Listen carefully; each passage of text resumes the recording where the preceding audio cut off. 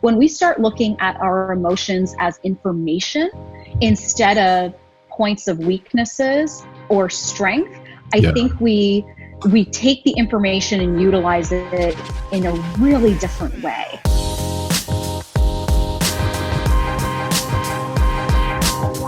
Guys, I'm glad to be here with you Thursday, 2 p.m. Eastern. I've got a special guest with me, Dr. Shakila Angadi. Say hi to everybody. Hi, guys. How you doing today? Good. It's and so I can't complain, right? Can't complain. Yeah. Well, how's gosh, last time I saw you, we were at Jumpstart in January out in Phoenix area. Mm-hmm. You were speaking, and you did a great job, by the way. That seems like that's definitely like your crowd. You got a lot of like your people there. How was that event for you? It was amazing. Like, as you said, it was definitely people who were very open-minded to growth and up-leveling their mindset and not just getting to the what do I do, but how did I become the way that I did? And I think that's where real growth starts, when we're able to like look at that. So it was fun. The crowd was really great. Obviously, it was great to see you and, you know, the team that was there. So it was always a good time with that. But I'm leaning into a space that is I'm very honestly me, mirroring my career challenges, my personal challenges, and really digging into this authenticity that regardless of whether we're in dentistry or not, we all really need. And it's been really refreshing getting into that space over these past 6 months. And it makes me excited. It makes me excited to do more of that once all of this, you know, social distancing is done and we can actually do more of that, right? Yeah, I know. Well, so, I mean, you've had such a interesting journey the past couple years. I mean, when we first met you, you were living in Philadelphia, correct? Yeah, we were north of Philly in a small town called Easton, the Lehigh Valley. Yeah. And then from there, you went to the Charlotte area. Give everybody just a little background on you, kind of your story, what you do these days. Yeah, absolutely. So my story is nothing short of non-traditional, I think, because I was a practicing dentist for 11 years. I had my own practice up in the Lehigh Valley in Pennsylvania, and I love dentistry. I was groomed by the state of a constant perfectionism and all the other things that comes along with making us an excellent clinician. And life handed me a set of cards that was really something I never thought I would deal with. In my career journey, it led me to emotional intelligence, which is how I got into emotional intelligence coaching. It helped me as a leader. It helped me increase my ROI. It helped me keep my sanity when I was practicing.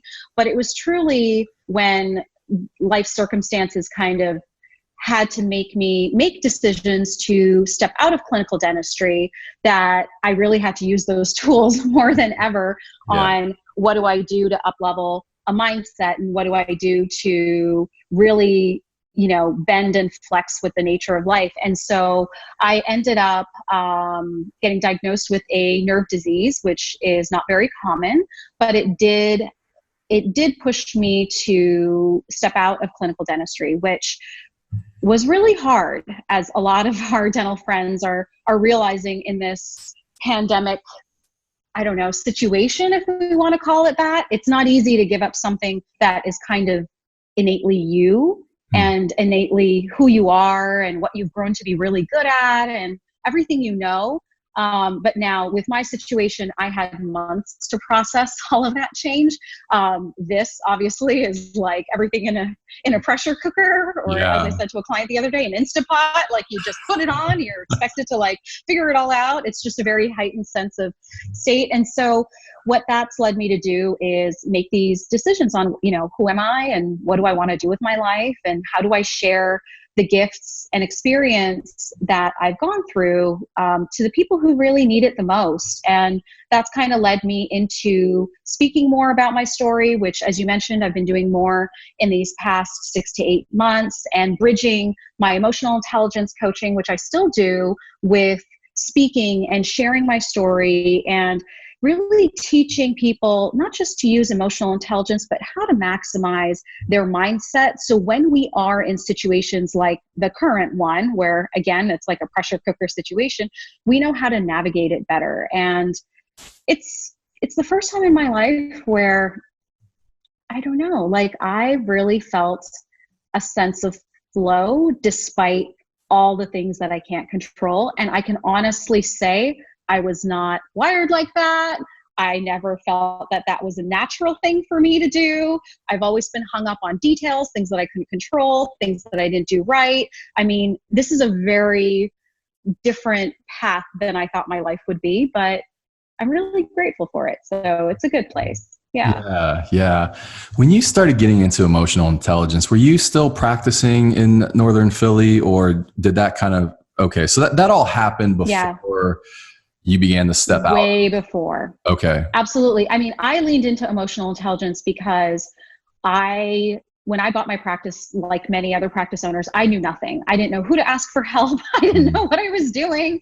Yeah. And so after throwing a lot of money on consulting, I realized that the problem was me as a leader, and I needed to figure out who I was. And I fell into emotionals because that's truly what increased my happiness in practice. I really embraced emotional intelligence and how to apply it with dentistry, which there's some talk of it, but there isn't as much depth as to how can it change the way we communicate, the way we lead, the way we really translate it into an ROI, which is by our systems. And so I think that's been kind of the sweet spot with a lot of my clients, is that when they feel that they have that sharpened skill, because I think we all have emotional intelligence. It's just a matter of how sharpened are we in that pencil. And the sharper we are and the more aware we are, the better we lead. And that's been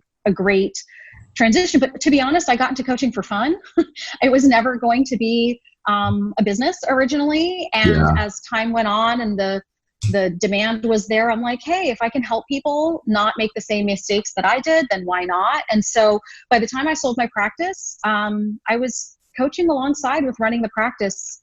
I don't know sometimes how I was doing it, but it was being done. And obviously I think that life just kind of, pushes us to directions that we might not realize to bend us in certain ways. And as in this case, and for my case, for the better, I guess. So when you, how would you put this? Like, do people have on a spectrum of stress, like tolerance? Do people is there such a thing of that as like some people can only deal with so much stress, other people can deal with more? Or is it more of just a self-awareness of, because sometimes I look at the people that think that they handle stress really well, and I'm like, some of that I think is just a lack of self-awareness. Like, you don't see what it's doing to you.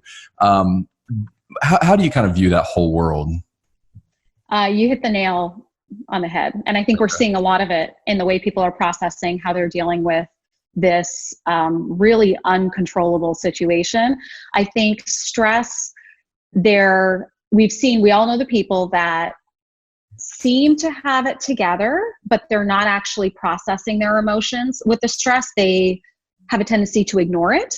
I think that way of stonewalling is the psychology term for it. When you stonewall your emotions and you don't want to let them in, and you don't want to acknowledge triggers like fear and vulnerability and all of that stuff because it's too hard, we end up creating this silent volcano that at some point presents in a way that might not be the healthiest way.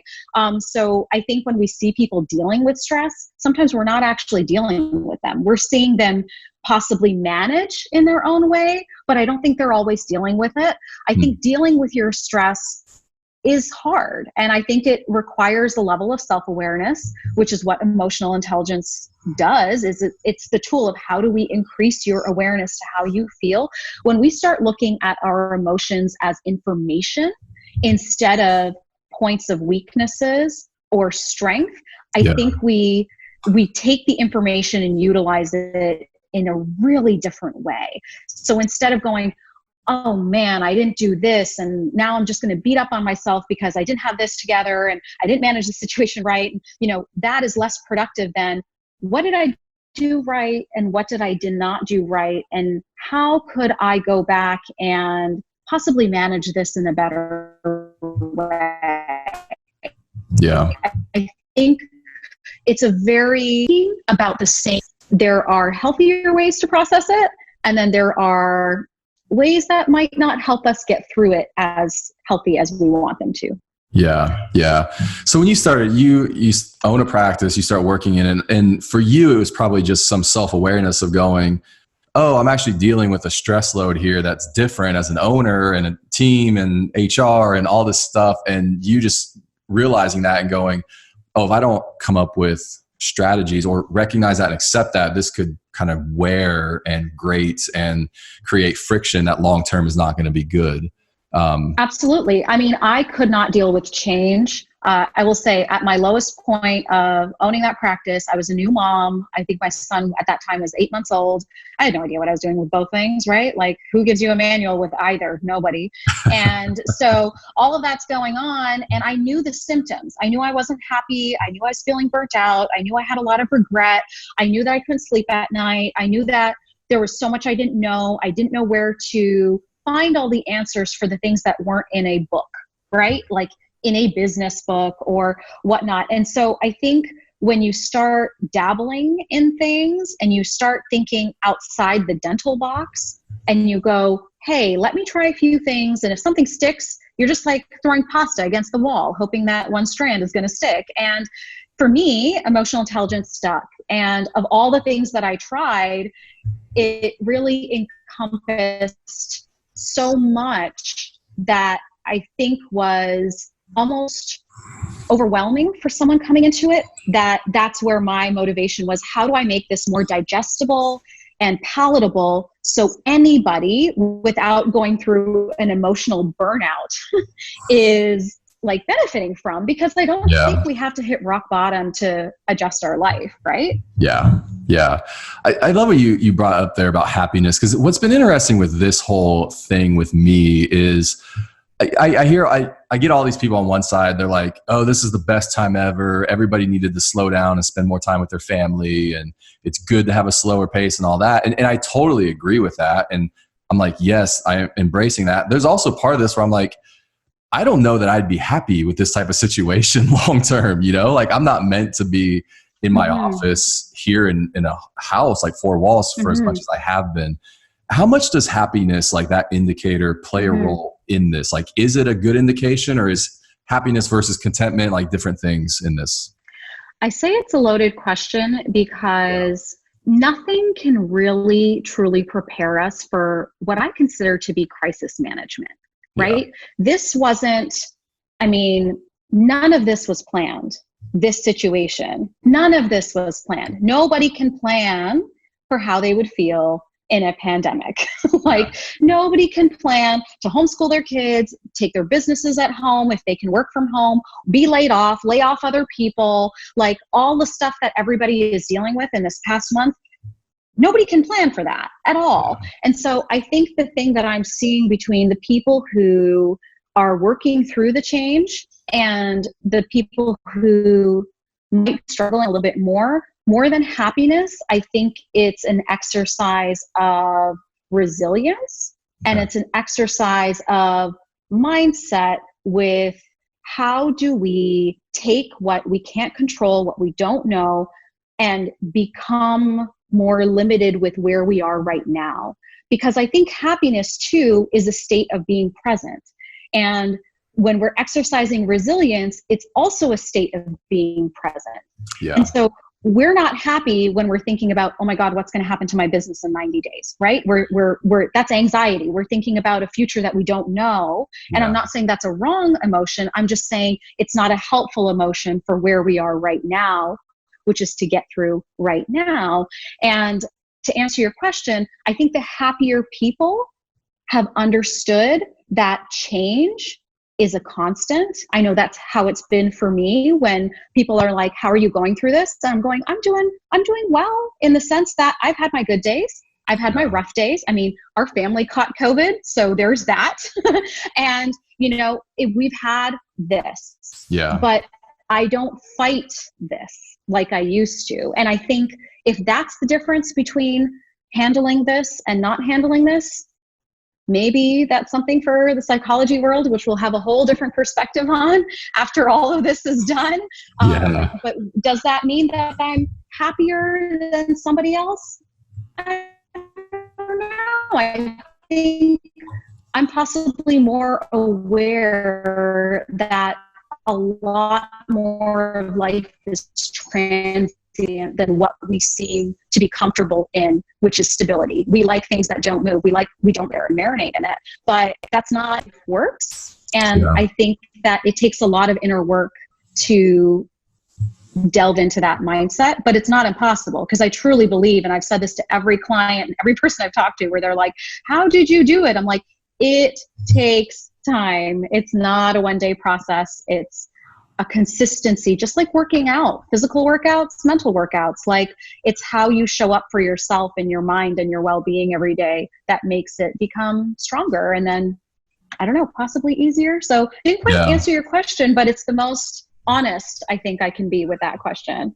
Yeah, no, I think, because I kind of threw that in there just because I knew that happiness question kind of conversation is a tricky one. I think for me, what I've tried to do through this time is find contentment. Like, focus on the positive, find contentment. Like, it's a period of time, choose positive, choose happy. Long term, am I going to be fulfilled in something like this? Probably not.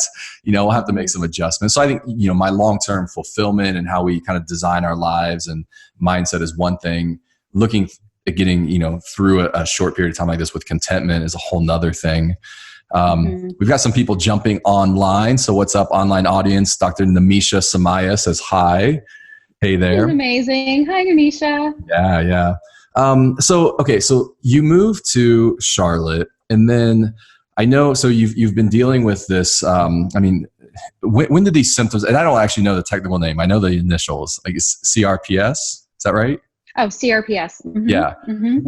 When did those symptoms, did they start showing up gradually? Was it kind of like this acute onset? Like, how did that all happen? Oh man, yes. So my symptoms, it's a long story, but I'll give you the cliff notes, because it was almost a year of delving into things. It took about a year to get a diagnosis. That's how not common this particular reaction is. And it all started with something that many dental professionals get, which was a cortisone injection in my hand from overuse. Was I doing too many extractions? I don't know.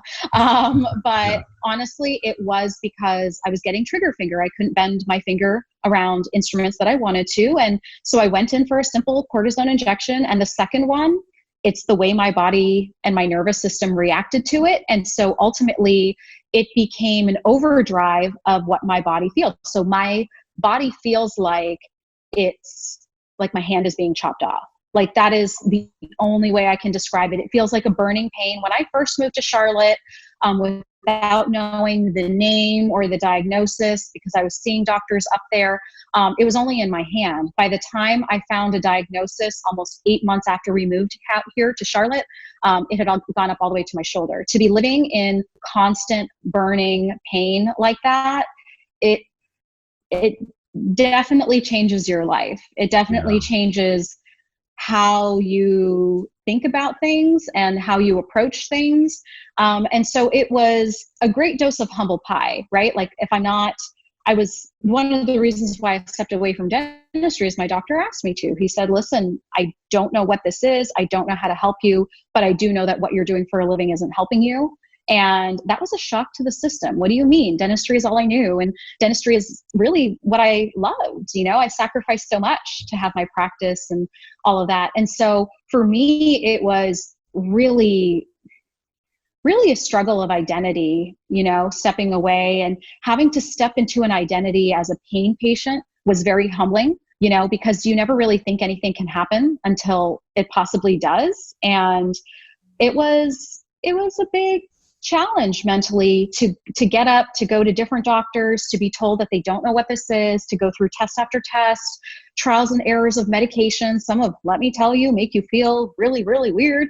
And, it really was a test of human resilience, kind of going through that process. Like, it didn't matter what I was. It didn't matter the degrees on the wall or the titles that I had, or, like anything that you could show on your resume. Like, it was not all the things I ever worked for as a type A perfectionist, building up my resume items, none of that mattered when it came to like these things. And so it changed and shifted my view, because it started making me think, what's on my eulogy list instead of what's on my resume list? Wow. And so Charlotte was really good for me in that I feel like I grew a lot down here.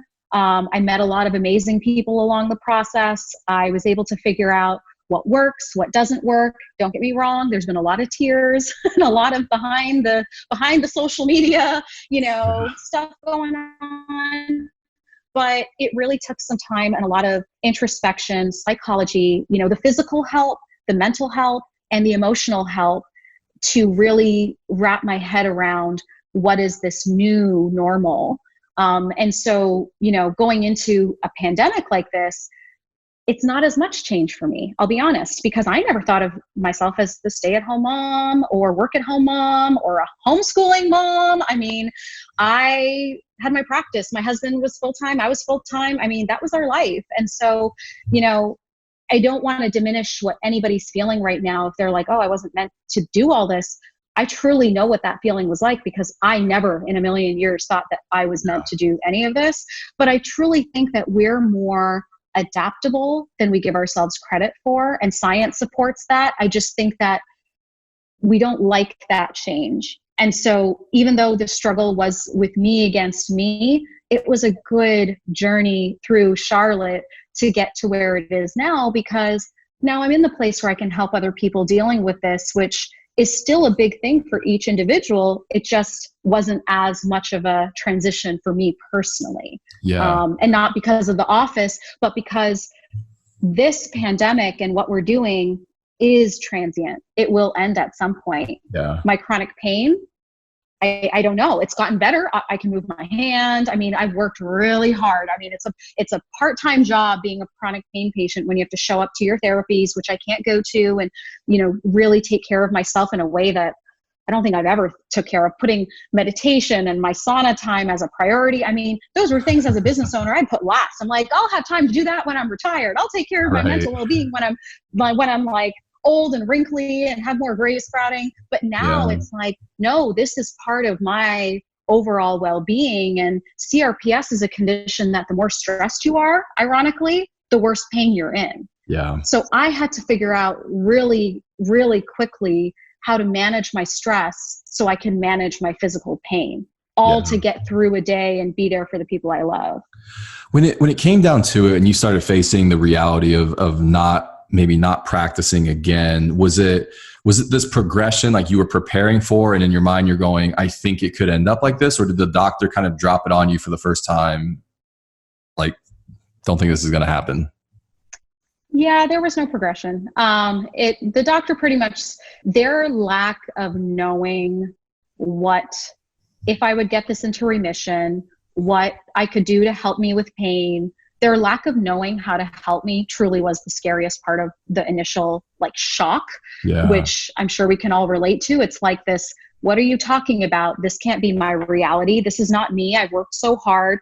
Yeah, well, life doesn't care, how hard you worked in that realm. But I think it definitely, the logic moves faster than the emotions do, if that makes sense. Because logically, we can make a new plan. And that's what I was doing. I'm like, oh, I'll be the best patient ever. I will see every doctor in Charlotte. I mean, it's a city of 1.3 million. There has to be somebody that knows what's going on. Let's find the answer, be a good patient, show up with all my records. Now I'm that patient that has a record file that big, let me do everything I could do. But the emotional lag was, grief and grieving my old life and grieving all of this change and identity and accepting and figuring out, what does this look like for me? And will I have a career again? Will I have something that gives me purpose again? Should I just accept that I'm alive and I can breathe? And am I asking for too much? All of these really deep questions. There's no simple answer and there's no simple way to get through it, but it did give me honed in perspective on how to deal with change in the biggest way that we could as humans. So I'm grateful for that now that I'm on, I don't want to say the other side of it, but now that I've gone through all of those hard emotions, I'm really grateful for where it's led me. Yeah. How do you said this a minute ago, and I love this because I feel like I had a season of my life where this happened too, but like, how do you separate who you are from what you do? Oh man. It really takes so much introspection. It takes a lot of intention and purpose to differentiate between going through motions of something and really leaning into our own vulnerability, because our vulnerability is the key to figure out who we are and what is our purpose, what drives us. No amount of doing leads to more being, you know. It's really, let's put it this way. Our default as busy, productive humans in the United States of America, because that is our default, right? We celebrate success with our resume builders, our productivity. How many things did we do? How much money did we make? You know, how much measurables we can do in the world. That's what we're doing. Yeah. But who we are and how we know ourselves, that measurable is what? Happiness, contentment, like resilience. These are not really as easily measured as numbers in the bank or the success of a business. You know, they're very different measurables. And so I think for me personally, I've noticed the difference based on who I show up in the world as. So who I show up as a mom, or who I show up as a wife, or who I show up as a friend, or me as a person waking up every day and going, is this life a life that I want to live? Even though it's not what I thought it would be. And as I was telling you when we were chatting before we got on, like I really honed in on this to get it down to a mnemonic, to the point where it's like, how do we make this easier to digest where we're not beating ourselves up? Because oftentimes when we don't get that productivity list done, what happens second? That secondary emotion of, oh my God, I was worthless today. I got nothing done, versus the mindset of, hey, I rested. I had to recalibrate. My mind needed rest the way that my body needs rest. That is a very different mindset versus what we measure on a day-to-day basis. And in this situation, the pressure cooker situation, I think we're forced to get into that reflection, which is really huge. Yeah, no, I was going to say, this quote you just said, more doing doesn't lead to more being. I love that. And I feel like that, so like this whole situation kind of forced that, like people, their doing had to come to this hard stop, like, boom, you're done doing. So what does that look like? And I think if you haven't done some of that work, or it probably has a tendency to expose some of those insecurities. You know I went through a season of my life. My first 10 years were dedicated to a different career path. And when I walked out of that, it was like, I'm not that person I thought I was. And it's kind of wrapped up in it as an identity, but it gave me the freedom to kind of go, heck, I could probably switch industries. I could probably go do whatever I want, because now I've got this confidence in like who I am and what I'm gifted and talented and meant to do. And that can translate to different places. So, you know, you guys, so you go through this, and then this whole COVID thing hits, you guys find out you get tested positive. Was that, I'm like, I mean, your journey here, the last year or so, been amazing. Give us the background. How did that happen? Did you become symptomatic and then you got tested? I know Vivek works in healthcare. So how did that all? Yeah. So, you know, obviously all of this, as we're very well aware, you know, is us as a human species versus this virus that we can't see, we can't touch, we can't measure, and we frankly know like very little about, which is actually the scariest part of it. But yeah, my husband works in healthcare, and so we kind of knew at some point that we possibly would be exposed to this. And it's not a matter of if, it was a matter of when for us. Where he got it, we have no idea. We have no idea to this day whether it was in the hospital, whether it was in the community, what it was, which is wild to me, right? Considering like how much we don't know. And so as far as symptoms, we really didn't even know we felt anything until my husband had a fever. And so like, and it came on really suddenly, like the day before he was feeling fine. And then all of a sudden it was like, I don't really feel good. And then I took his temperature and I'm like, you have a fever, like go to bed. There's the guest room, like sequester yourself, like let's see what's going on. And so, yeah, of course it brought up fear. I mean, all the stuff we were hearing at that time, now this is almost 3 weeks ago. All the stuff that we were hearing at that time were everything that's going on in a hospital setting, nothing that's really going on a subclinical setting. And so, you know, he had his fever for a couple of days. After a couple of days being, obviously now that, you know, with my condition, there's only so much I can sustain, you know, without the help and the outsourcing that I would normally do. And so once he didn't have his fever, and he wasn't like looking like he was on death's door, we did have to open up our doors. And we knew the risk of that would be getting exposed, me and my son. My son had the shortest end of the straw. I mean, he had a runny nose for 2 days and that was it. And even that was like nothing. And so I'm like, really? That's all you have? Not that I want it to be worse, you know? Right. Those things. Oops, that was my fault. No, that's okay. It was one of those things that, you know, I was just like, okay, well, I'm glad that, you know, kids don't have that same presentation. But for me, it definitely, the body aches that both me and my husband had were very real. It felt like, almost like you have the flu. And if you're a chronic pain patient like I am, it exacerbates your symptoms. I was on the floor for a good 4 days, not able to get out of bed. That was the worst symptom for me personally. And, you know, some GI stuff. We never had shortness of breath. We did have coughs and nasal congestions and things like that, but we never had the shortness of breath, which is leading people to actually go to the hospital and, you know, possibly end up on a ventilator. So all things considering, now that we're on the other end of this, we know we're really lucky because not everybody has that mild presentation. I say mild because it's like the flu, and we've had the flu this season, ironically. And my husband was out for 2.5 weeks, like with that. So this was definitely less intense, but it was more intense because we don't know what to expect. But 3 weeks later, he's still testing positive. He can't go back to work yet. And so this virus is very noxious. Infectious diseases doesn't know. I think there's a lot of unknowns. And so until we know more, it's kind of do your best with the information you have. And just because you get COVID doesn't mean you're going to be the statistics that's in the hospital, but it could mean that you go through our experience, which we've heard a lot of. We've heard other doctors being diagnosed with COVID. They're already back to practice. We've heard of people who have been a lot worse as far as their fever lasting for a week or two.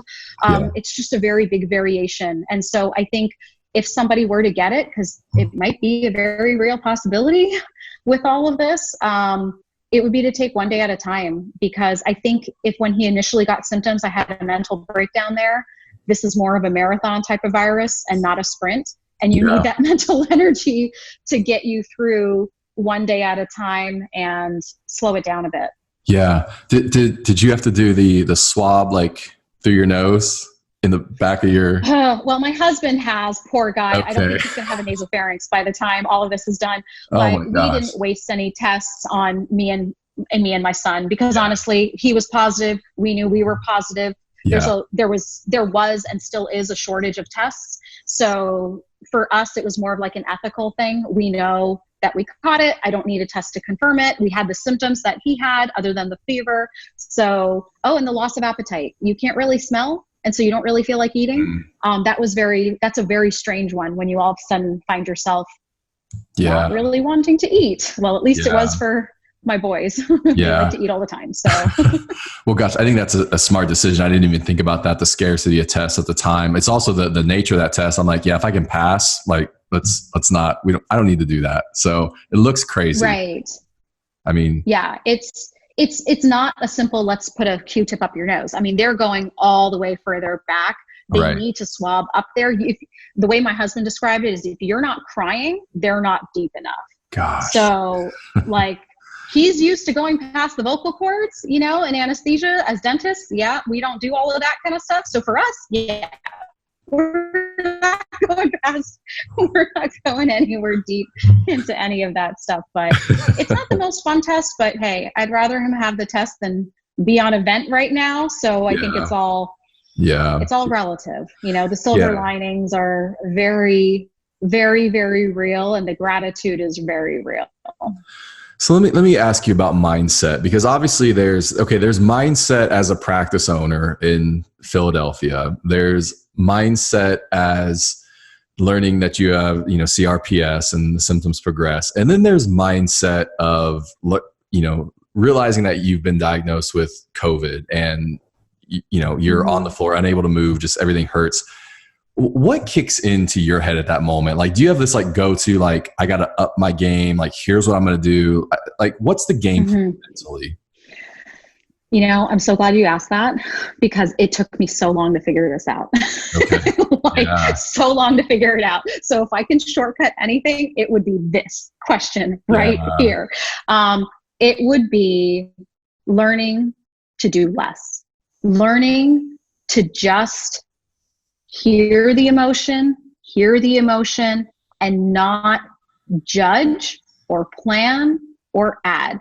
That sounds like something so easy, but I swear to you on everything and everybody that I believe in, it is the hardest thing to do, because every time in the past I've been given a challenge, it's how do I figure out my way out of this? What do I need to do more of to get the result that I want? Whereas this is more of, how can I do less and sit with these emotions, not allowing them to be there, not giving them permission. I don't want these feelings to be there, but how do I sit with these emotions and let them process so I can actually get through them? I think that has probably been the number one thing that I think has been the consistency with all of these experiences. It's the longer I took, like when I first got diagnosed, the longer I took with fighting what I was feeling, the longer it took for me to get through the situation. The higher my stress was, the harder the situation was to get through, and the more frustrated and overwhelmed I felt. And so the thing that I figured out over the years has been, how do I sit with this? How do I take one moment, one day at a time, if that's all I can handle, and just deal with right now? And if that means I can't do much, how do I be okay with that? If that means that I can't get my to-do list done, how do I be okay with that? Letting myself lean into self-compassion has been the hardest part of my journey. And yet it's, I think, the most beneficial part of my journey, because once I'm able to get through those hard reactive emotions of, oh my God, this is happening. What do I do? What do I do? And our mind as a computer keeps going in that direction because it's trying to self-preserve. Once I realized I had to stop that part of my mind and feel the emotion, cry, I don't know, punch something, yell into a pillow, whatever it looks like for whoever it looks like. Once I figured out that that's what I had to do, then I could actually go through that transition so much easier. And so I feel like I'm starting to see it on social media actually with this pandemic. I mean, I know that's a little off topic, but not really, which is nice to see, where I'm seeing people starting to go, hey, those first couple of weeks were really, really hard for me.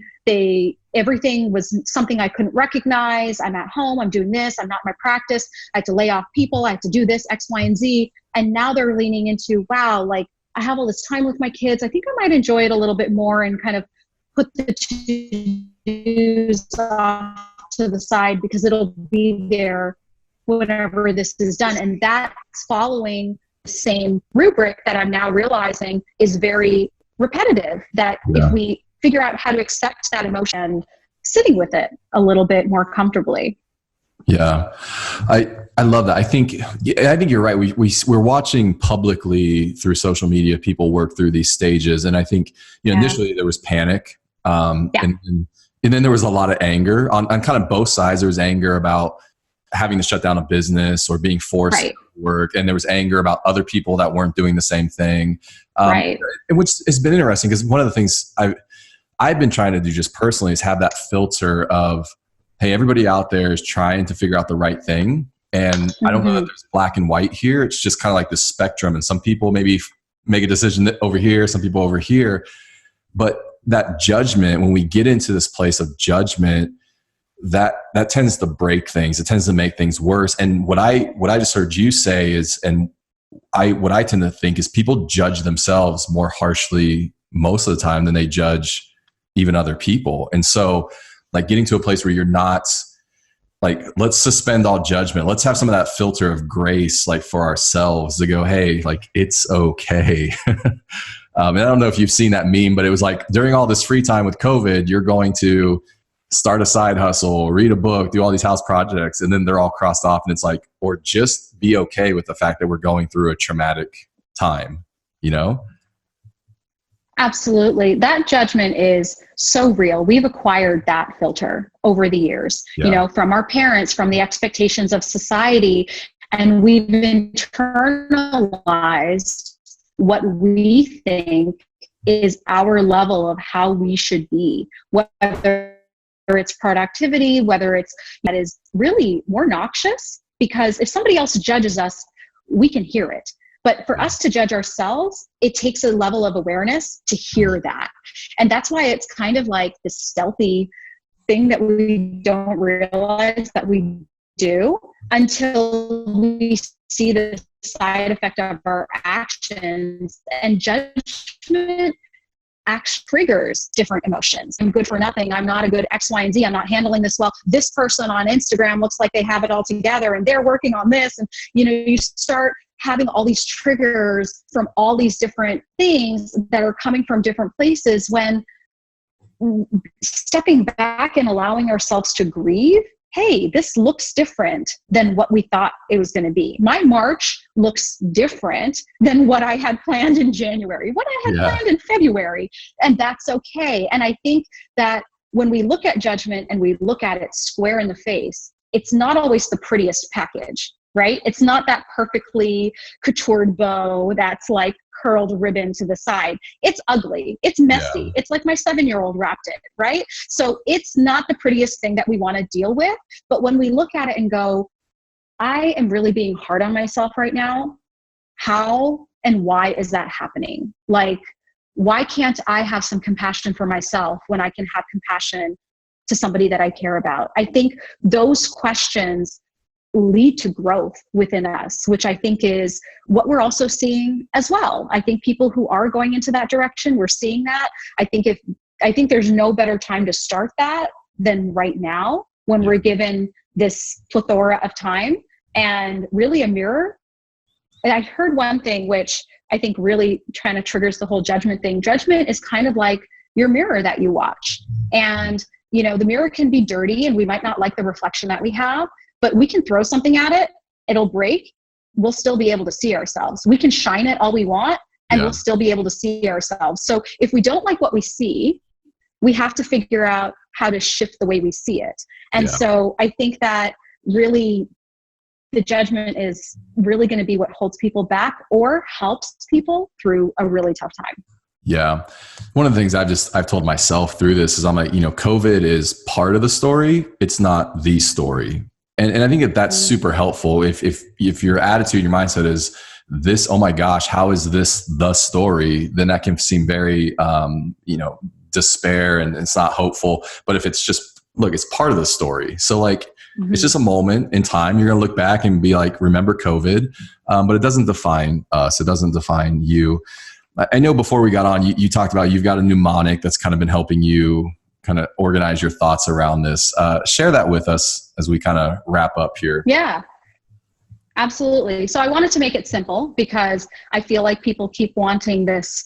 How do I get through this? Where do I start? You know, that kind of thing. And I've really made it down to alphabets because a lot of us are homeschooling.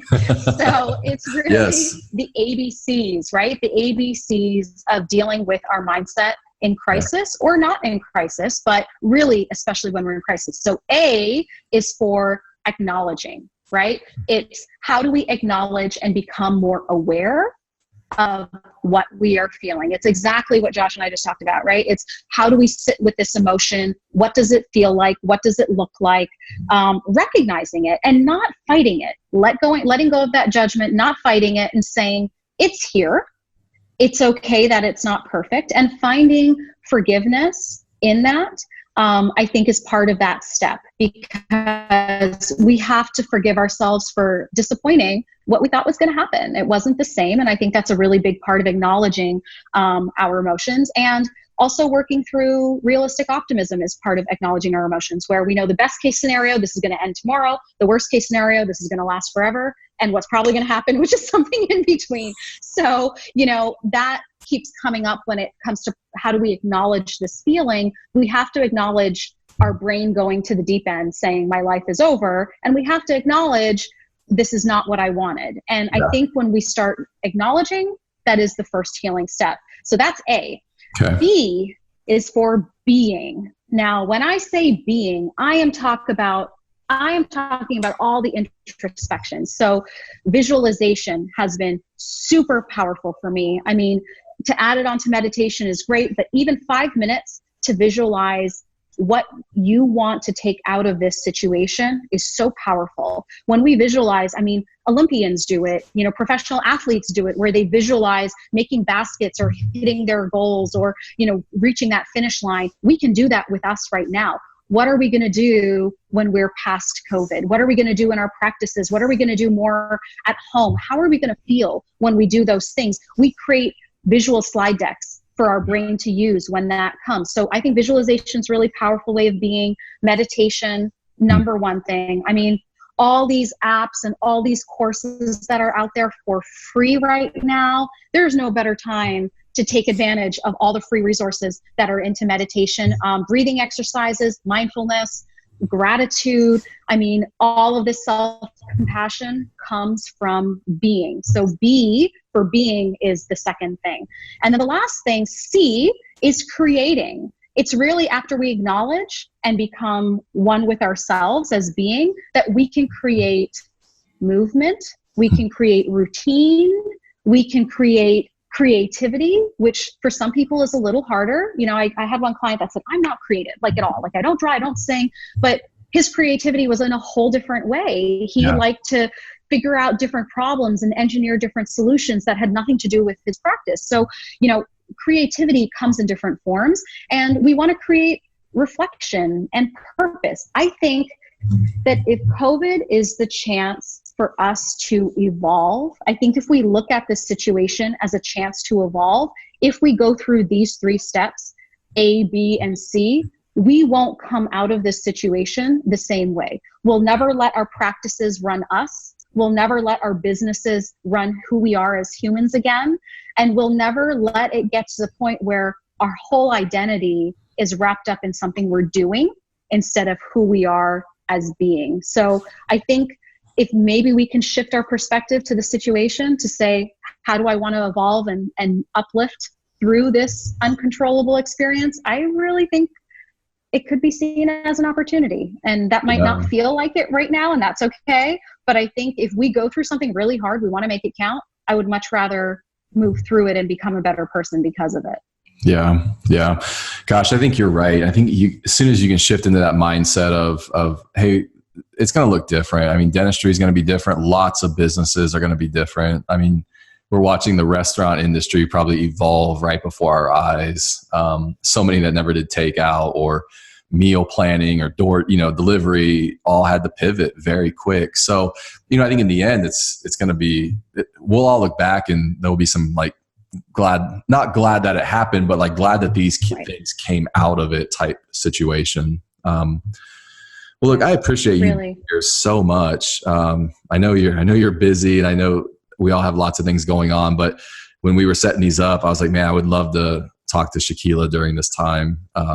Just you personally, what you've gone through, and just your perspective, I think through this is so important. So if somebody's out there and they've been listening, they want to reach out to you, kind of learn more about you or connect with you, what's the best place to go? Absolutely. So they can find me right on Facebook. My handle is now Shakila Angadi. It used to be The Inspired Dentist. And thanks to you guys and your amazing team, you're helping me transition into that space of aligning with my message. So they can reach out to me on Facebook, or they can email me, Shakila@theinspireddentist.com. I'm on Instagram as well, same handle, Shakila Angadi. And I think that the last thing I wanted to really share was life. What I realized is full of course correcting. We can plan, we think of this as just, as you mentioned, one more adjustment we have to make in our process of where we're going to go, I think it seems less intense and less overwhelming, and less final, because we're just here for a little bit, we adjust, and we're going to move on to our new normal, which is going to be amazing. We're going to put that out there. That's the energy that's going out. So thank you for having me. Oh, you're welcome. I think probably anybody that's going to watch this even later is going to feel that energy for sure. Cause I enjoy this. I feel like I never have enough time to talk to you, and I think we could talk for a long time for sure. And Joanna says hi, of course. So of course. Hi, Joanna. I can actually hear you. I think she's watching you out here in the kitchen or something. I can hear your voice. And the rest of the Studio 8018, because I adore all of you. So, there's that. Let's shout out to your amazing team, because they are really, truly amazing. Like, they've really helped in so many ways to expand my message, which has been wonderful, and working with me. So yeah. We'll have to get you back up or come out to see you or something for another little photo video session when we kind of get through this. It'd be fun to do that again. So well, we'll make all these plans, and we'll attack them whenever that time would come. Absolutely. Yeah, for sure. Cool. All right. Well, thanks so much for being here, for sure. Enjoy the rest of your day. Enjoy your weekends. If you need anything, please let me know. Absolutely. Thank you. And same. All right. See ya.